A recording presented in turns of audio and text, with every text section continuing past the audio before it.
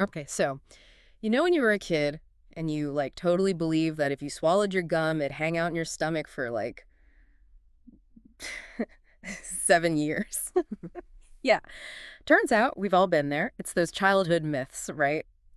And today we're really gonna, like, deep dive into why those kind of stuck with us. Right. We actually got a listener question about this, some, like, really good examples of those childhood beliefs we all kind of laugh about now. You ready to jump in? Absolutely. Always up for a good myth-busting session. Oh, okay, so our listener specifically mentioned the gum thing, 7 years, gone. The classic. Right. And then the other one, the moon, like following you home when you're walking down the street. Oh, yeah, I remember that one. It's so weird how many people, like, vividly remember believing these things. It's true, and it makes you wonder, like, what is it about being a kid that makes these kind of out there ideas seem so real? Totally. So, like, from a, I don't know, psychology standpoint or whatever, what's going on in a kid's head that makes them, like, totally buy into this stuff? Well, I think a big part of it is that kids are still figuring out how the world works. Right. Like, their brains are developing, and they're trying to make sense of everything. Okay, yeah.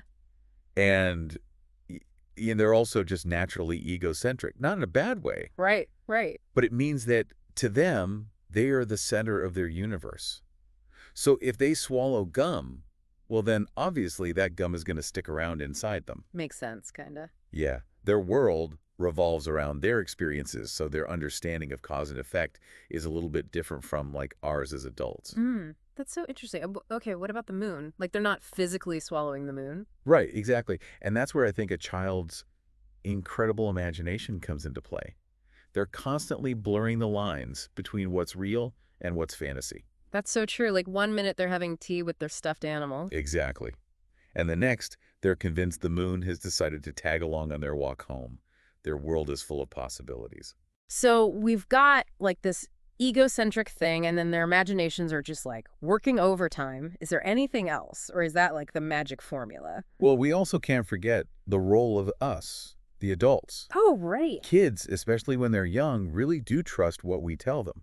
So if a parent, grandparent, or even a cool older sibling casually mentions that gum stays in your stomach for years, well, that's practically a fact in a kid's mind. Oh, 100%. And it becomes, like, this weird family legend almost. Right. It gets passed down, and the more it's repeated, the more real it seems, even if it makes absolutely no logical sense. Okay, so it's like a perfect storm of, like, kid brain stuff that's so wild, but, like, kind of awesome when you think about it. It really is. It's a glimpse into how their brains are developing and how they process the world so differently from us. Right, and, like, how much they trust us, which is kind of a big responsibility when you think about it. For sure.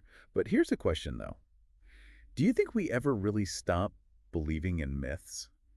Like, even as adults? Ooh, good question. Right. Maybe they just evolve, Yeah. Like, maybe our adult myths are just a bit more sophisticated. Wow. Okay, listeners, you heard it here first. Like, think about that one. And that's our deep dive for today. Thanks for listening.